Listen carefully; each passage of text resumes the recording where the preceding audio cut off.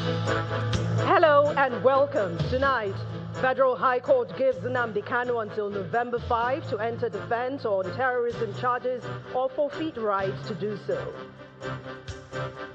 Oyo State High Court declares PDP to hold scheduled elective national convention in Ibadan. Rowdy session in House of Representatives as indigenous contractors protest outstanding federal government payments. And millions of Americans cast ballot nationwide in first electoral test of Trump's second term. On business news tonight, President Tinubu appoints John Nwabweze as the tax ombudsman in accordance with the provisions of Nigeria's Joint Revenue Board. And on sports news tonight, Arsenal extend unbeaten run in the 2025-2026 UEFA Champions League win away at Slavia Prague. And from the nation's capital, Senator Natasha Akpoti-Oduama raises alarm over alleged attempt to stop her travel, as immigration says it followed due process.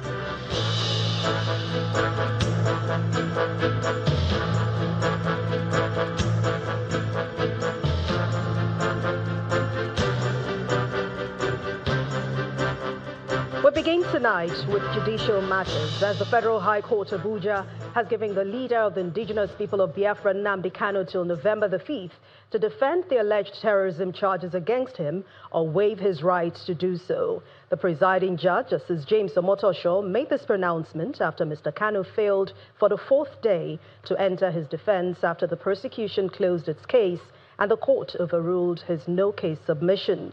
Justice Omotosho says, should Mr. Kanu fail to open his defense on November the 5th, he will be deemed to have waived his right to do so. The court had on October the 27th adjourned till November the 4th for Mr. Kanu to either file his final written address or open his defense.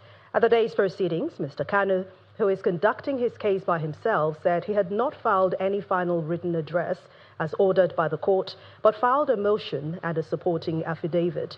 He also says he will not enter any defense because he is convinced that there is no valid charge known to any extant law that is pending against him.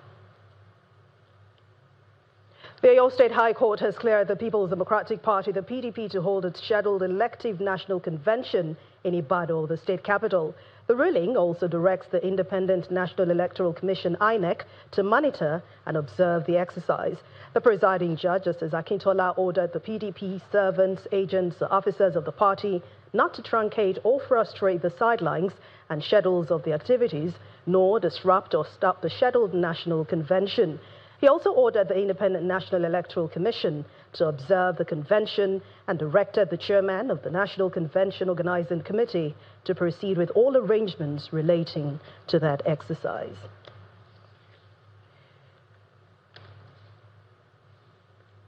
The House of Representatives experienced a rowdy session today after a motion on alleged illegal and criminal allocation of federal government lands at the International Trade Fair Complex in Lagos. Lawmakers refused to allow any other motion, which initially seemed to be concerns around which committee would handle the investigation, and that turned out to be due to non-payment of the contractors. Our National Assembly correspondent Terry Ikumi reports. A peaceful and calm atmosphere greets lawmakers as they resume for the first plenary session of the week in the House of Representatives, with the Deputy Speaker presiding. The criminal allocation of federal government lands. Representative Ademorin Kuye presents a motion of urgent national importance, which creates slight tension among members. Prayers is to mandate the House Committee on the Public Asset to investigate the illegal and the criminal allocation of the federal government lands at the Lagos International Trade Fair Complex by the management in order to avert impending riots and implosion. A public asset is not being sold. There's a committee vested with the responsibility by this House to oversight the trade fair activities of the federal government. It's not being sold. A property is not being sold. We have started work. We have been there. And we are still going back for this same purpose. So for us, now to say that we relegate this work we have done so far. The motion is eventually put to vote. Based on the original motion, those in support of the motion say aye. Those against say nay. The nays have it. The tense atmosphere lingers as subsequent motions are rejected by lawmakers. Efforts to calm the members are unsuccessful, prompting the Deputy Speaker to call for an executive session. Honorable members, I think there is something bothering you want to discuss. So I will ask that the Chief will move that will enter into executive section. No motion, no bill. Chief will move that will enter into executive section, please.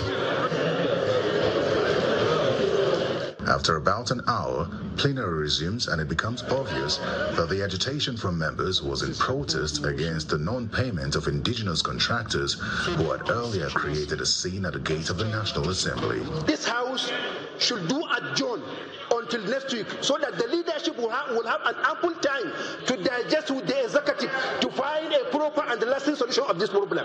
I will move that the matters on the order paper for today be stepped down till Tuesday next week, Mr. Speaker.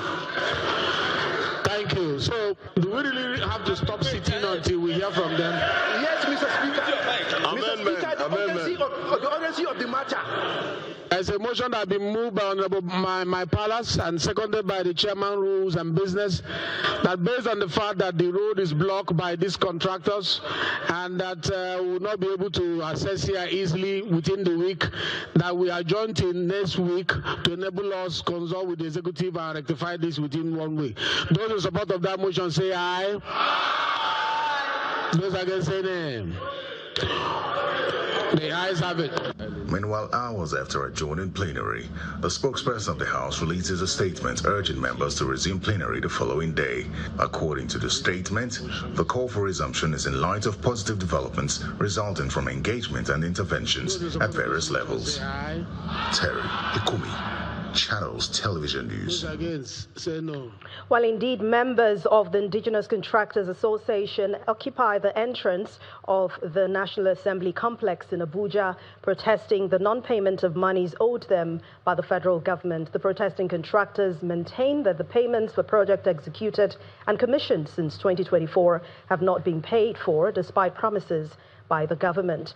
According to them, over 50% of the projects executed are constituency projects by some members of the National Assembly.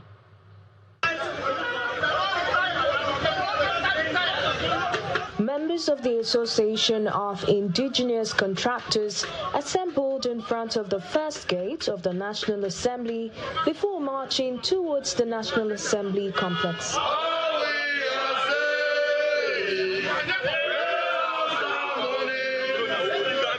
At the second gate into the National Assembly premises, security operatives quickly locked the gate, making it impossible for the protesters to gain access into the arcade. Here, the protesters chant solidarity songs, displaying placards with their messages boldly written.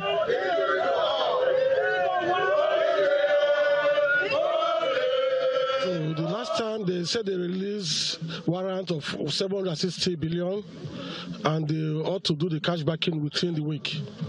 Since then, to date, we've not received any payments, no cash backing and all that. So what we are demanding now is the payments. So if they don't pay, we'll remain in this. Please, we'll remain in the streets. We occupy different parts of government agencies to make sure that payment is made. After about half an hour of protest, the director of Sergeant-at-Arms at the National Assembly addresses the protesting contractors. We are going to take this message up. Authority is beginning to be aware of their protest, but it's on the wrong place. This place is not a place for protest. However, this address appears not to be what the protesters want to hear. Okay, I will explain to you. Okay, hold on, please. Meanwhile, Meanwhile, the Senate is appealing to the protesting government contractors to remain calm, assuring them that it will soon approve the president's request for 1.150 trillion naira domestic borrowing to settle outstanding debts. As we were having this sitting, there were people at the gate demonstrating. They said most of them are contractors who are awaiting payment. We have just approved a domestic borrowing to the sum of 1.1 trillion, which is meant to settle indebtedness of contractors. The contractors have, since the second quarter of this year, been protesting the non-payment of monies spent on the projects they executed for the federal government. They vow to continue to occupy various government institutions and foreign embassies in Abuja until the government pays the debts. And staying at the National Assembly, the Senate has announced plans to debate the recent comments attributed to U.S. President Donald Trump, alleging a Christian genocide in Nigeria.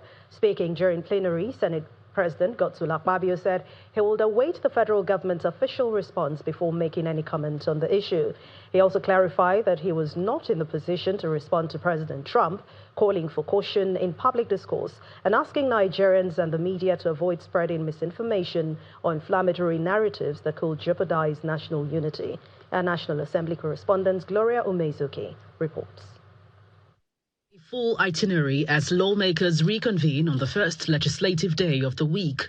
We now come back to Senator Ndume. Claims by the U.S. president on the Christian genocide surfaced. However, the matter was not slated for debate, and the Senate president moved to set the record straight, dismissing false narratives wrongly attributed to him.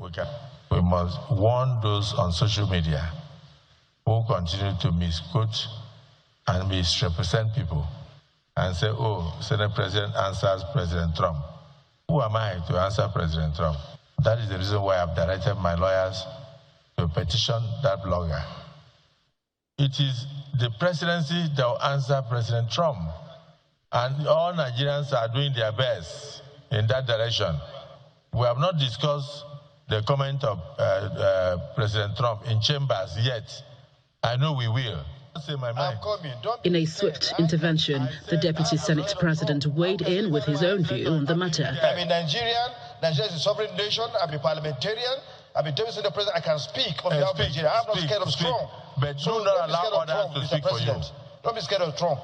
The nation's poor rail system amid the recent derailment is raised as a matter of urgent national importance by the lawmakers. A derailment near Agbo in Delta State on Saturday, November 1st, 2025. These recurring mechanical breakdowns and derailments point to grave safety lapses, inadequate technical supervision, and poor maintenance culture. The poor condition of our rail line is a direct consequence and the direct result why our roads are failing, because movement of freight, goods and services on road takes a toll on the condition and the durability of the roads. More lawmakers quickly made their contributions to the debate. Yes, the federal government have borrowed so much money to invest into the rail lines. But when was this rail line constructed? When last was maintenance carried out on this rail line? So we now set up the ad hoc committee. Your report is expected in 4 weeks. Earlier, the Senate president also read a correspondence from President Bola Tinubu requesting the screening and confirmation of a senior advocate of Nigeria, Dr. Kingsley Ude from Enugu State, as a member of the Federal Executive Council. In another correspondence read by the Senate president, President Tinubu is seeking a 1.15 trillion naira fresh domestic loan to help finance the deficit in the 2025 budget. The new borrowing proposal comes barely 6 days after the National Assembly granted approval for President Tinubu's request to obtain a $2.3 billion external loan, which has also been factored into the 2025 budget. From the National Assembly, Gloria Umezuki, Channels Television. In part two, after the break, China and the European Union support Nigeria, caution against foreign intervention on religious or human rights grounds. Please join us again.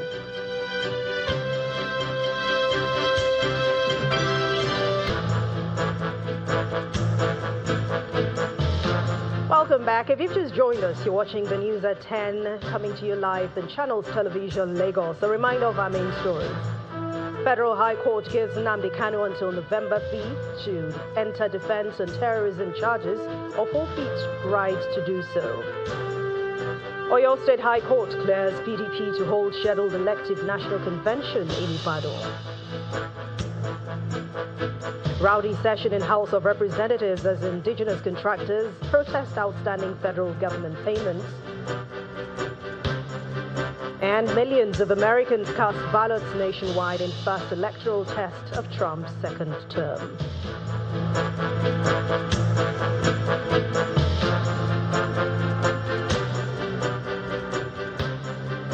The Chief of Defense Staff, General Olufemi Oluyede, has dismissed claims of Christian persecution in Nigeria, reaffirming the nation's resilient commitment to tackling insecurity headlong. General Oluyede made this remark after a closed-door meeting of all heads of security agencies at his office of the National Security Advisor in Abuja. He explains that the recent reshuffling of security heads by President Bola Tinubu is a testament of the administration's willingness to eliminate terrorism. He also highlighted that although the issue of terrorism is a global one, Nigeria welcomes all well-meaning countries to aid its fight against insecurity. We're just coming out from the General Security Appraiser Committee meeting. Though this is a very special one, it's something we do periodically, but this was specifically convened because of the current development where Nigeria is being accused of persecuting Christians. But I want to make it categorically clear here that no Christian is being persecuted in Nigeria. We are facing insecurity, especially terrorism, and it's something that's been affecting Nigeria for quite some time now. But as a group, talking about security heads, we've been doing our very best to checkmate this act of terrorism within the space of Nigeria. And you will recall recently, that's just last week, the President, Commander-in-Chief of the Armed Forces, President Bola Ahmed Tinubu, recalibrated the security architecture by bringing on board officers of proven integrity who are seasoned in asymmetric warfare to add impetus to our operations.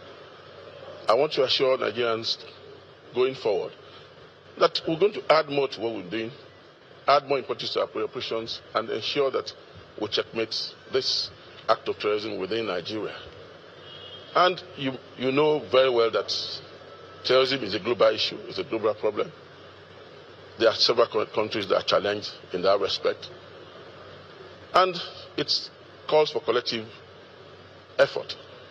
So if we have countries out there who are ready to support Nigeria, we are ready to have them on board to help us checkmate the act of terrorism within the space of Nigeria. Meanwhile, the Minister of Information, Mr. Mohammed Idris, has said that President Bola Tinubu remains calm despite threats by U.S. President Donald Trump over the security situation in Nigeria. Mr. Idris stated this in an interview shortly after meeting with President Tinubu at the presidential villa Abuja. According to Mr. Idris, President Tinubu continues to be committed to efforts at making Nigeria safer for all, irrespective of tribe, religion, or any differences.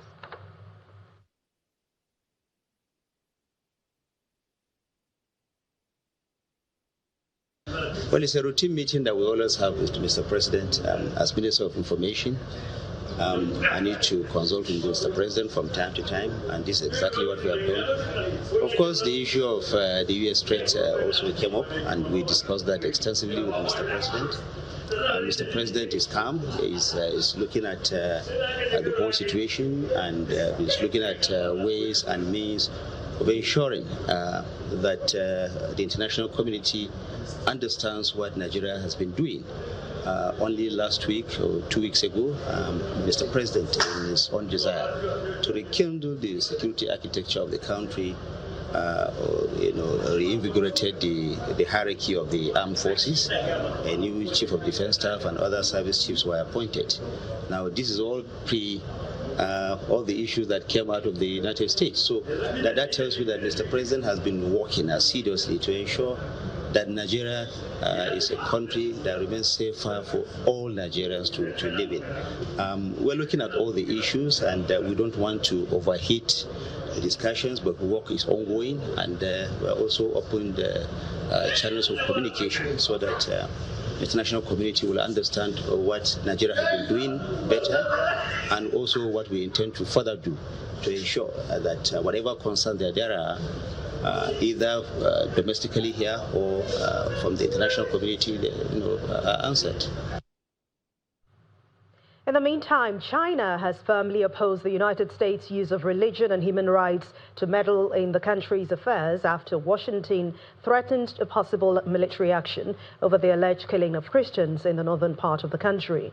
During a news conference in Beijing today, the Chinese Foreign Ministry spokeswoman Mao Ning said that religion and human rights is not an excuse to interfere with other countries' internal affairs, and threatened them with sanctions and force. According to her, as Nigeria's comprehensive strategic partner, China firmly supports the Nigerian government in leading its people on the development path suited for its national condition.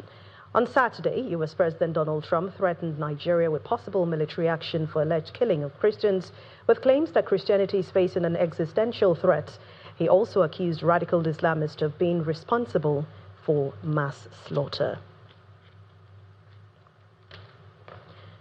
And the EU has also reiterated its own support for the Nigerian federal government at the fight against insecurity and insurgency. This was the core of the body's ambassador to Nigeria, Kogi, in an interview with our foreign affairs correspondent, Amarachi Ubani, giving the EU's position on the state of security in Nigeria. He said the situation is influenced by several factors affecting all groups of people and religion. If you look at who are the victims of violence in Nigeria, well, all communities are, all religious communities, Christians, Muslims, others. And sometimes you can have some attacks, some discriminations based on religions, but in many other cases, they are based on other reasons. And so I think it's important to distinguish the different cases, not to generalize. But of course, attacks on the basis of religion also exist and are despicable. So our position is that all communities, all beliefs deserve respect and protection. And so this is what we are trying to support Nigeria to do. And when you look at the overwhelming majority of Nigerians, what they long for is peaceful coexistence between ethnic groups, between religious groups, religious communities. And the federal government is itself a multi-confessional, multi-ethnic body governed by the Constitution of Nigeria, which is not recognizing any religion as superior to others, and giving guarantees to the freedom of belief and religion. The news at 10 continues now. We'll head over to Abuja Studios, where Gloria Omezoke is standing by to bring us more. Hello, Gloria. Thank you, Anne. You have no right to withhold my passport. You have no right to deny me exit and entrance into my country. I have not committed any offense, and this must stop. Sorry. No, this must stop. As a matter of fact, I think I have to sue you for continuously embarrassing me. Sorry. No, don't tell me sorry. Can I please have my passport? You can't keep doing this to me all the time. I've been standing here for the past 20 minutes. Why are you doing this? What have I committed? The last time it had to take someone influential to call you to release my passport. That was what allowed me travel. Now again, you are withholding my passport. Why are you making calls? So there is no reason why my passport should be withheld at the international airport. There is no reason why. You have no right to do that, madam. You have no right. You are taking laws into your hands. There is no court order. I have not missed any of my court appearances. I have attended all my court sessions. I am not a flight risk. I am not a risk to my country. So why are you treating me like a criminal? Can I have my passport, please? Thank you very much. Sometimes I think you just have to be a rebel to get things right. Then you keep asking Nigerians. The senator representing Kogi Central, Natasha Akpoti-Oduaghan, and the Nigeria Immigration Service, NIS, have been trading words over claims by the senator that immigration officers withheld her passport at the Nnamdi Azikiwe International Airport, Abuja, while trying to travel out of the country. The public relations officer of the NIS, Akinshola Akinlabi, dismissed the allegations, adding that the lawmaker was never stopped from traveling.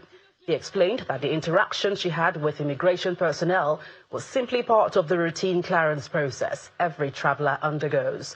According to Mr. Akinlabi, the senator's travel documents were returned after standard checks, and she continued her journey without any obstruction.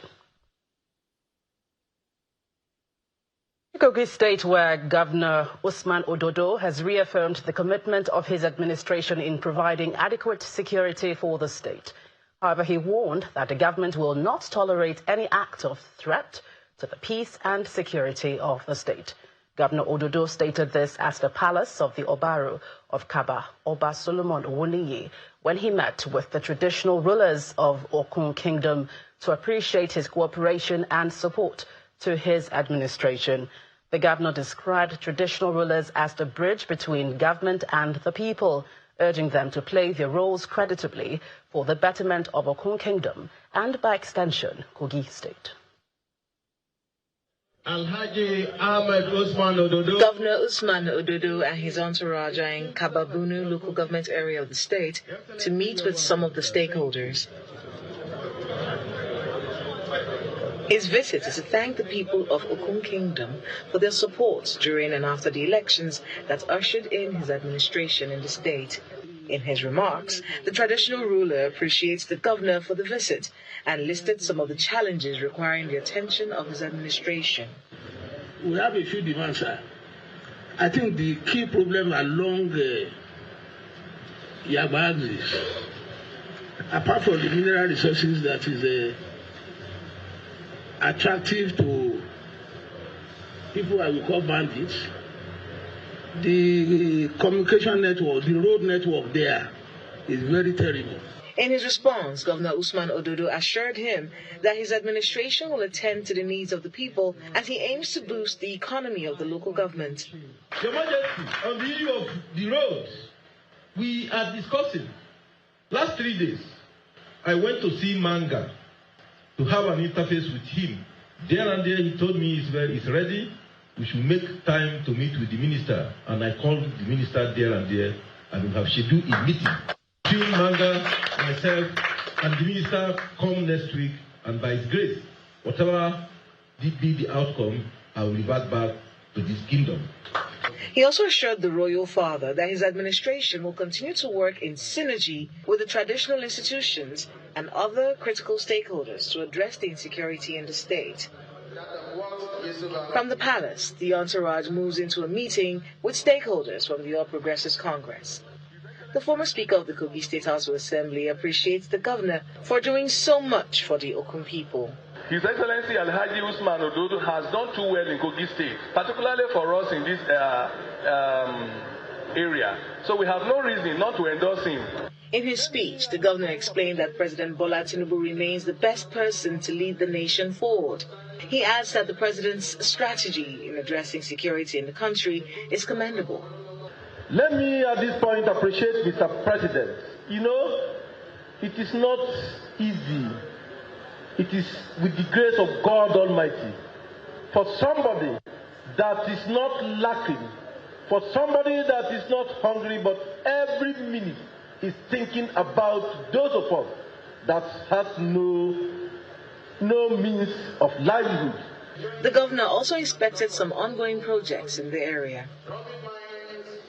Still ahead on the news at 10, federal government appoints Dr. John Nwabweze as tax ombudsman to drive ongoing tax reforms. That's in business news.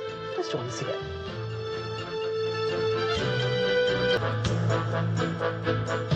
Back to the news at 10, coming to you live on Channels Television.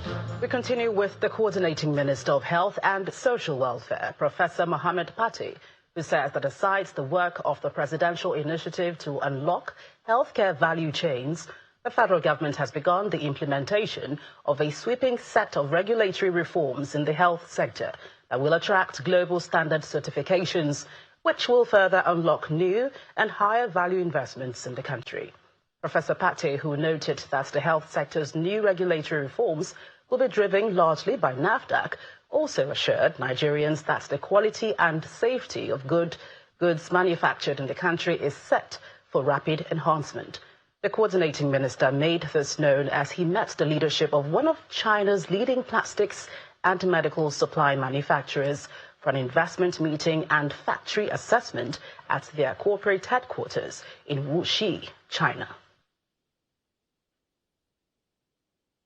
Visiting a medical manufacturing plant in Wuxi, we're able to see how efficiently they deployed newer technologies, quality assured, built talent, and managed their workforce to produce medical plastics and other medical devices and technologies that they're able to export all over the world, including to Nigeria, through globally organized pools. The lesson is in having strong regulatory bodies that are able to efficiently gauge the appropriateness of the technologies and facilitate their access for those who need it at the price that our health system can afford such technologies.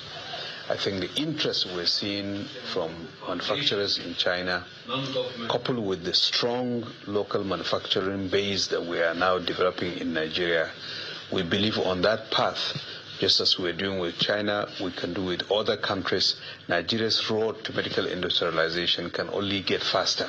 While we're trying to strengthen our domestic manufacturing capacity with incentives for our private sector actors in Nigeria, it's good that those who have the APIs here in China and other places feel that they can also be able to supply those APIs to our manufacturers. Importantly, the regulatory work that NAFDAC is doing, we will continue to improve on it so that it's more efficient and also more effective, not as a bulwark, not from a protectionist perspective, but from an incentive to promote competition and also to enhance access to those technologies, whether they are diagnostics, whether they are manufactured products, or whether they're pharmaceuticals.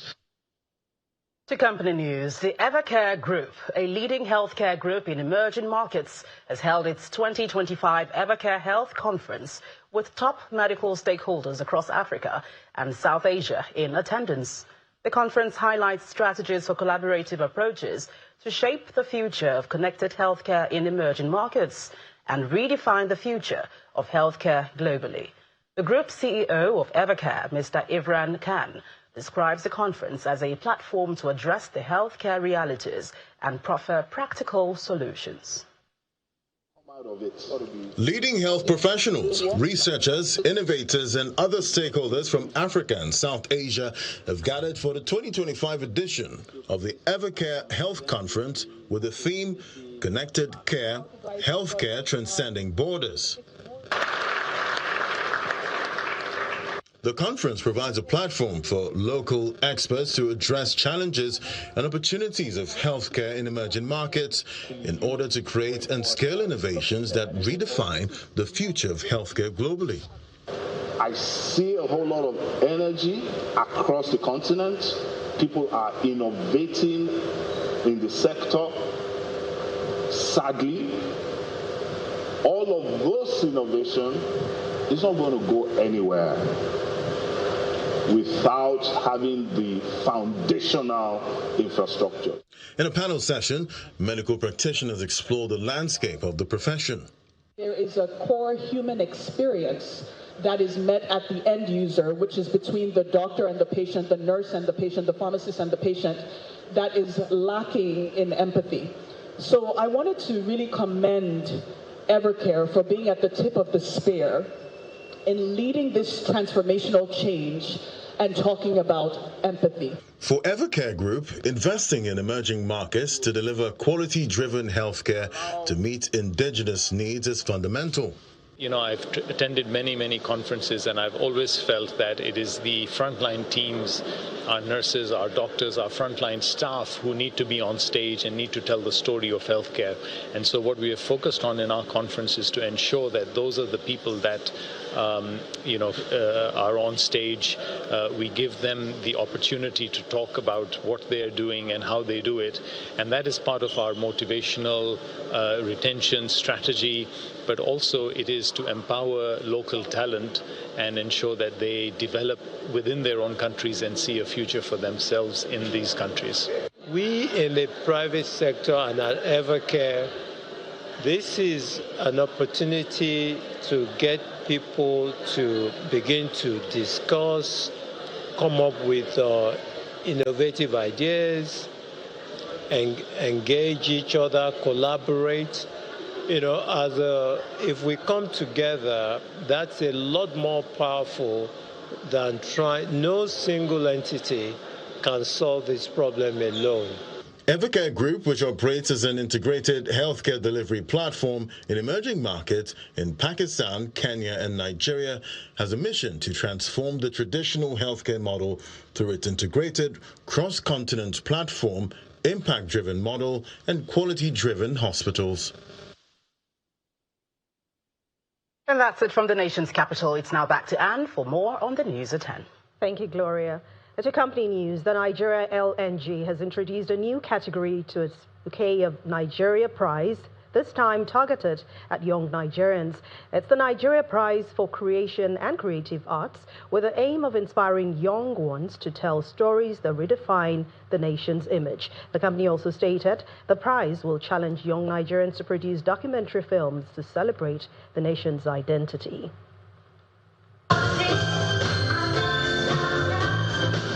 Next year, a new prize will join our family. This is the Nigeria Prize for Creative Arts. Today, that announcement has been crystallized as the Nigerian Prize for Creative Arts, a new addition to the Nigeria Prize courtesy of the Nigeria LNG Limited, and it's been introduced as entries open. This is how it will work. If you are a young Nigerian between the ages of 18 and 35 and an emerging filmmaker, LNG is calling for a short 20-minute documentary, and you may well be eligible for the LNG Prize for Creative Arts. This new prize challenges our young documentary filmmakers to explore memory, interrogate experience, and translate reality into meaning.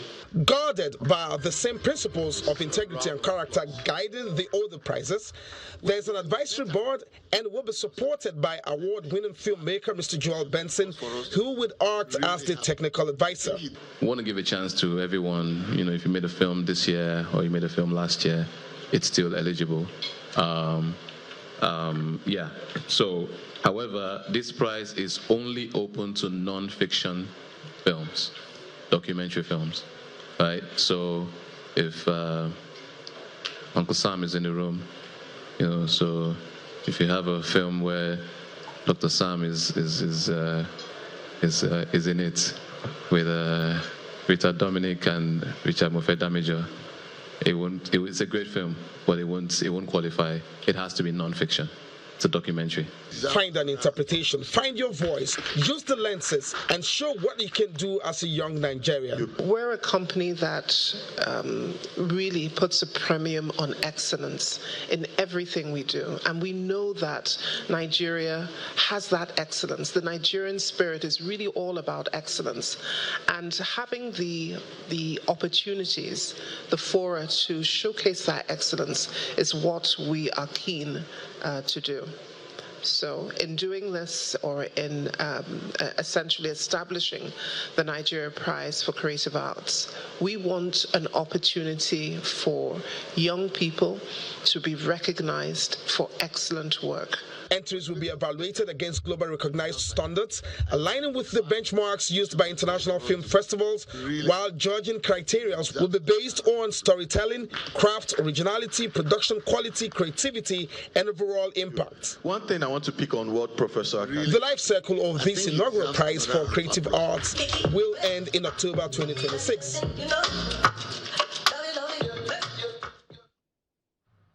Jackie Rogers is up next to take us through more stories in the world of business.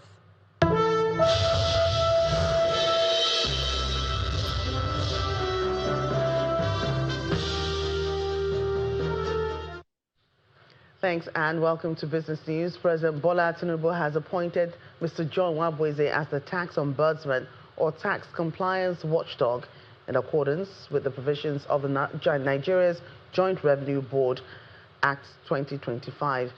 A statement from the presidency says his appointment aligns with the federal government's commitment to implementing far-reaching and sustainable reforms in the tax and revenue administration framework. Let's get you some figures as we take a look at the closing figures at the domestic market. Ini John Mekwa tells us more.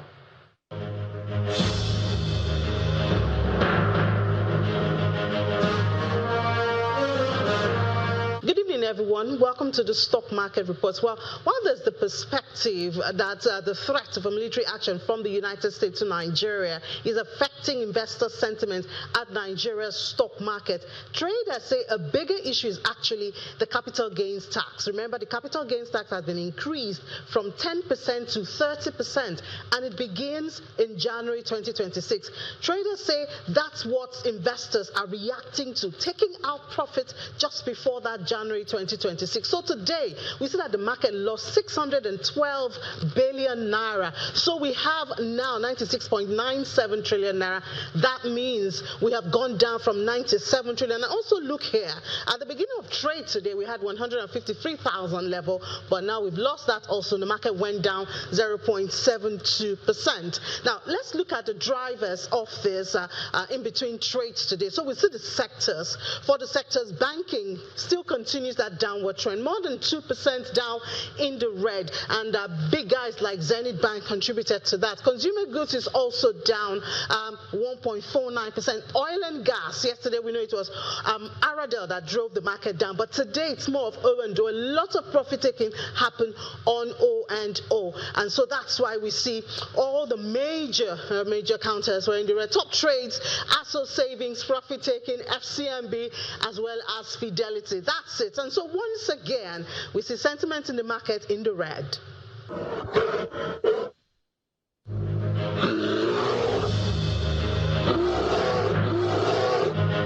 That's Business News. Back to you, Anne.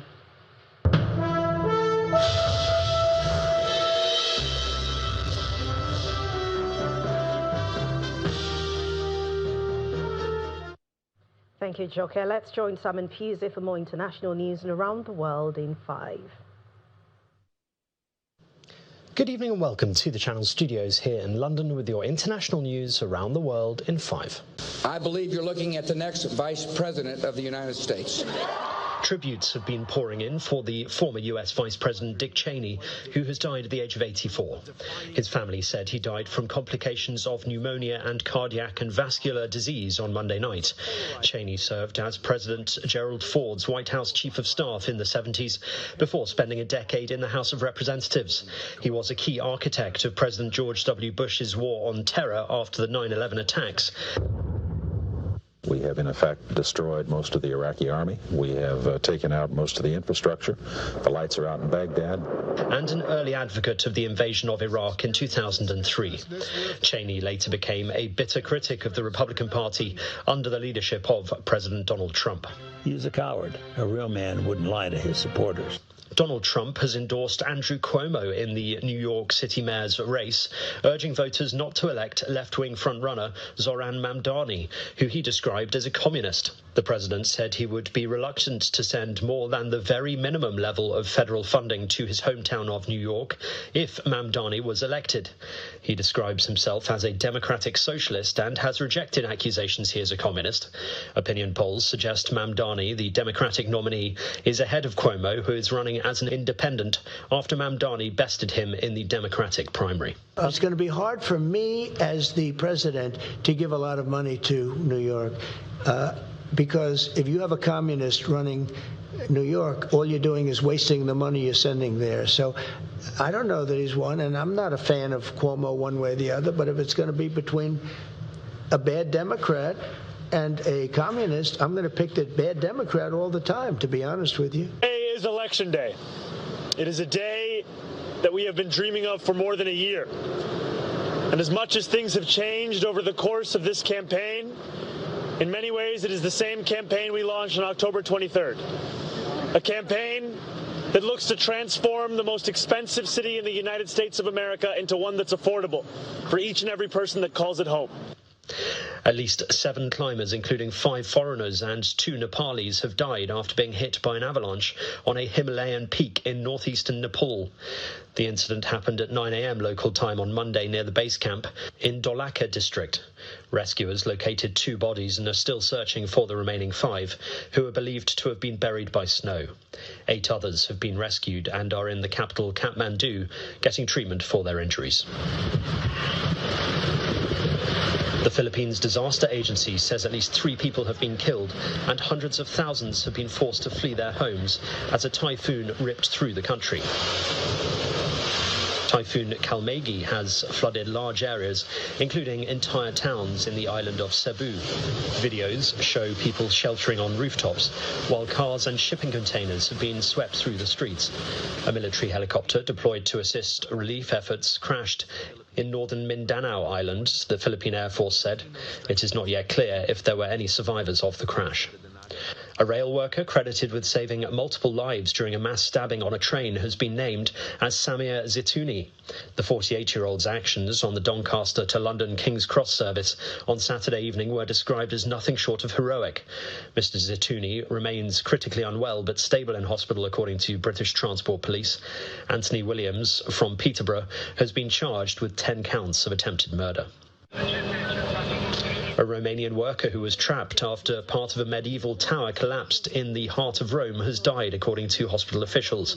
Octav Stroici was pulled free at 11 p.m. local time, nearly 12 hours after a section of the Torre dei Conti on the edge of the famous Roman Forum and close to the Colosseum gave way and trapped him beneath. His heart stopped in the ambulance and doctors at the hospital he was rushed to were unable to save him. And the Prince of Wales has been presented with the keys to Rio de Janeiro as he began a 5-day visit to Brazil. Prince William was on the city's Sugarloaf Mountain with a bird's-eye view of the iconic Christ the Redeemer statue as he received the honour from the city's mayor. Earlier, a keen footballer, William played football with local children at the famous Maracanã Stadium. He is visiting Brazil for the first time with 2 key environmental missions. On Wednesday, he will present the Earthshot Prize, the annual award from the charity he set up himself. And that's your international news around the world in 5. Now back to the Channel studios in Lagos.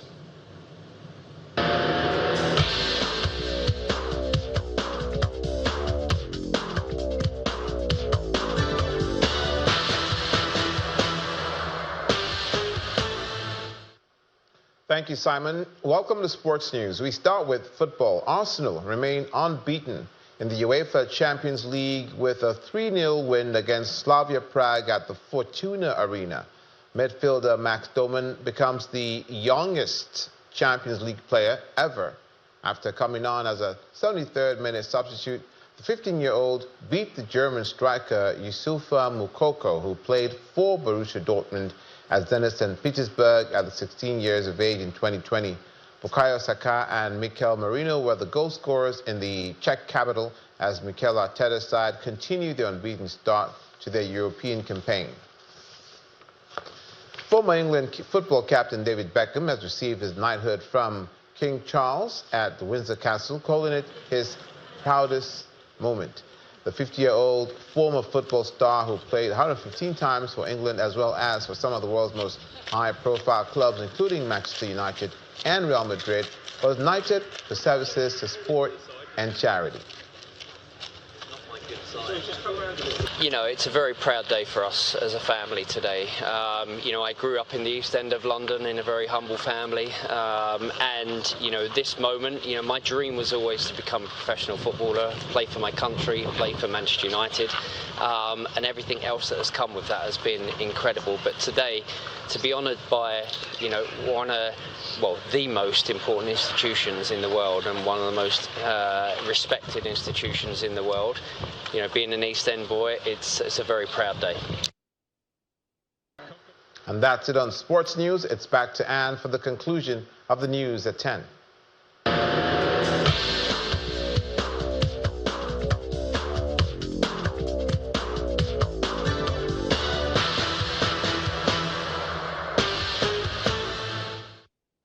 Thank Thank you, Olumide. And the main news again. A federal high court has given Nnamdi Kanu until November 5 to enter defense on terrorism charges or forfeit right to do so. And Oyo State High Court has cleared the PDP to hold scheduled elective national convention in Ibadan, the state capital.